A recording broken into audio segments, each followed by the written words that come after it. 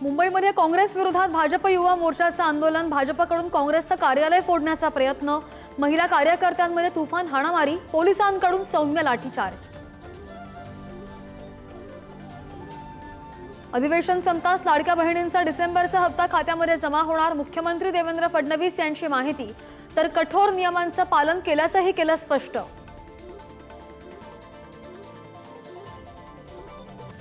अजित पवार एक ना एक दिवस मुख्यमंत्री होतील, त्यांना माझ्या शुभेच्छा, देवेंद्र फडणवीस यांचं विधानसभेत वक्तव्य।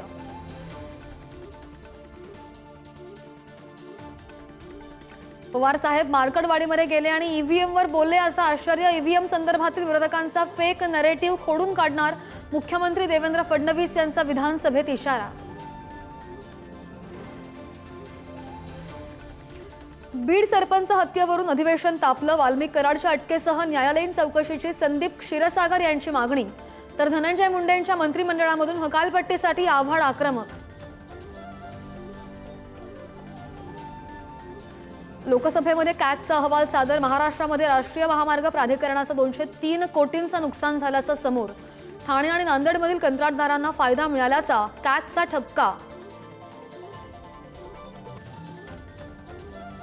केंद्रीय मंत्री नितीन गडकरी यांना उच्च न्यायालयाकडून नोटीस, लोकसभा निवडणुकीमध्ये विनयभंग केल्याप्रकरणी याचिका, मुंबई हायकोर्टाच्या नागपूर खंडपीठाची गडकरींना उत्तर देण्यासाठी नोटीस।